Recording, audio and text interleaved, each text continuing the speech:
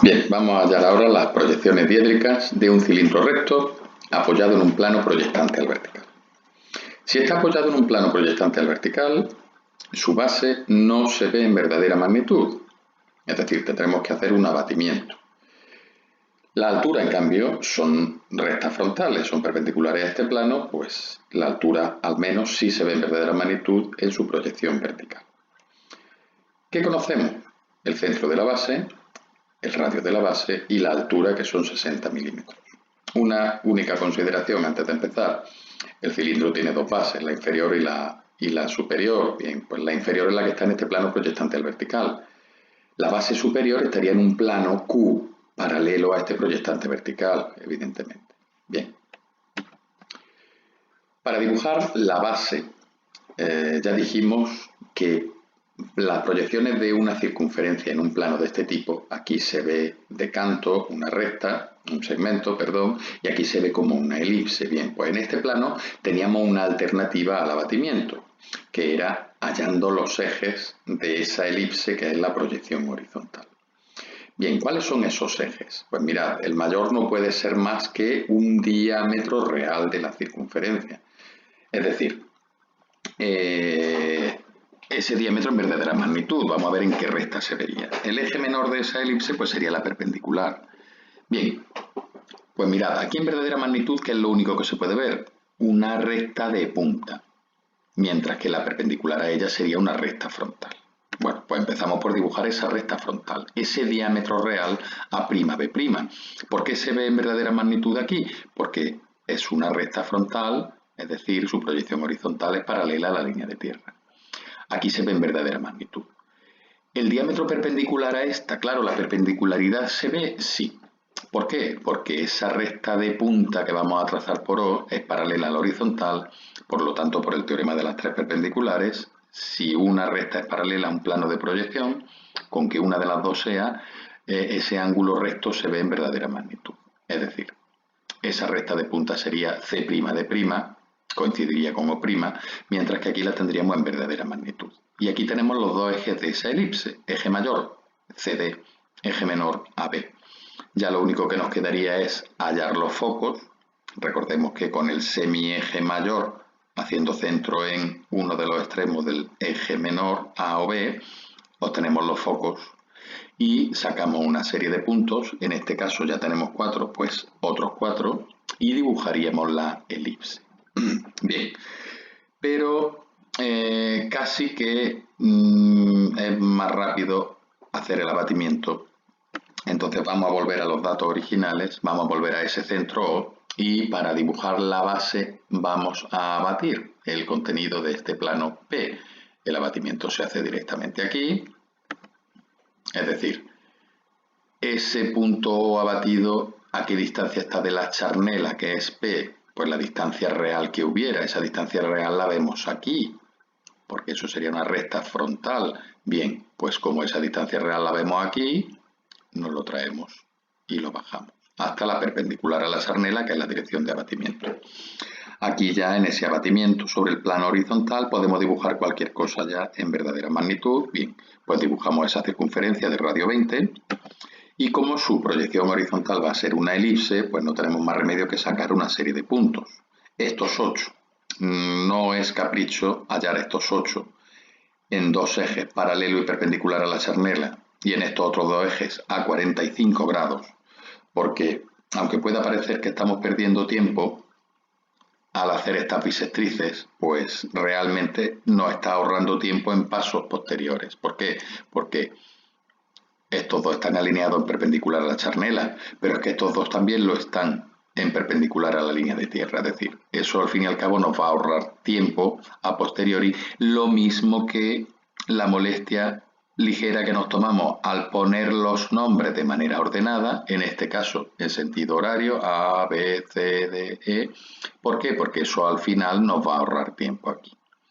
Bien, pues una vez que hemos dibujado la base, es decir, esa circunferencia en verdadera magnitud, y hemos sacado estos 8 puntos, pues simplemente vamos a hallar sus proyecciones. La vertical, subimos hasta la línea de tierra, hacemos este abatimiento hasta P', que es donde tienen que estar las proyecciones verticales de todos los puntos contenidos en este plano P.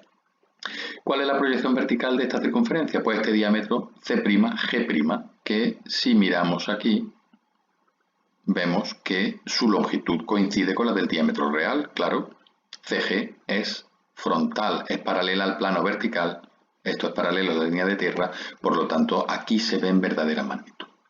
Bien, ahora para hallar la proyección horizontal, pues simplemente desde cada uno de estos puntos, desde la proyección vertical, bajamos y desde cada uno de estos puntos del abatimiento perpendicular a la charnela. Aquí tendríamos los 8 puntos y ya los unimos a mano alzada para tener esa elipse. Bien, pues estas son las dos proyecciones, proyección vertical, un segmento, proyección horizontal, una elipse, de esa circunferencia. Bien, ahora nos quedaría para continuar con el cono, esas alturas, con el cilindro, esas alturas, y las alturas coinciden con la generatriz. ¿Cuántas generatrices vamos a dibujar? Pues al final solamente dos, las dos más extremas, pero yo necesito estas 8 para poder dibujar luego la base superior. Bien, entonces nos trazamos esas generatrices perpendiculares a la base por los 8 vértices. Perpendicular a P, por A, por B, por C, etcétera, etcétera, y perpendicular a P' por las proyecciones verticales A', B', C', etcétera, etcétera, etcétera. Bien, cada una de estas rectas, ¿cómo es? Frontal, es decir, aquí se ve en verdadera magnitud en su proyección vertical.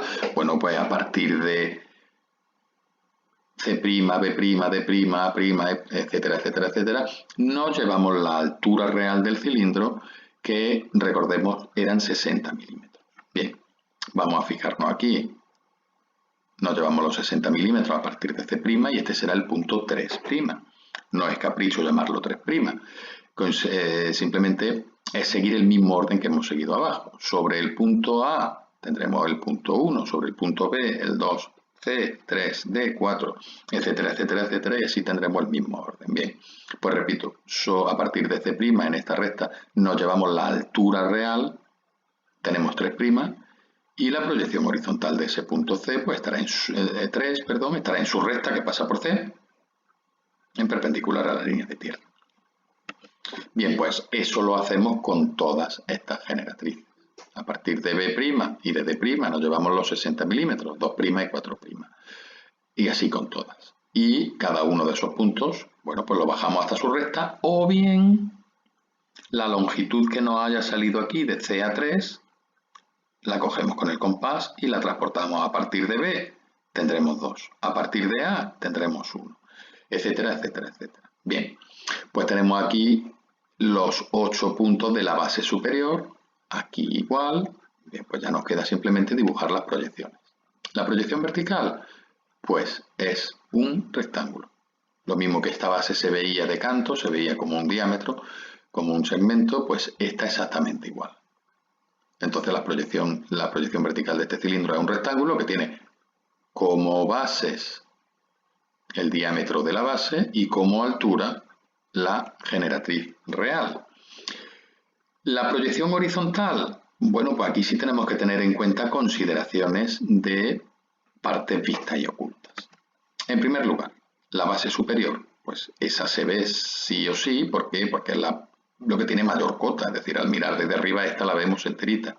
¿Qué más vemos? Estas dos generatrices, 1A y 5E, por supuesto porque son las extremas.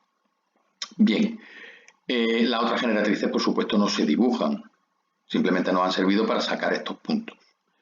Ahora, de la base inferior, ¿qué se ve? Pues esto evidentemente AHGFE, de A hasta E, se tiene que ver porque eso forma parte del contorno, es decir, es lo que más afuera está, no hay nada que me lo tape. Faltaría esta parte, este arco ABCDE. Claro, ¿eso se ve o no? Pues simplemente vamos a fijarnos. Ese arco C', B', D', están por debajo de esas dos generatrices extremas, 1A y 5E. Son estas. Esto está por debajo. Eso me lo tapa todo, es decir, este arco no se vería, mientras que este sí. De modo que estas serían las proyecciones diédricas de ese cilindro apoyado en ese plano proyectante P.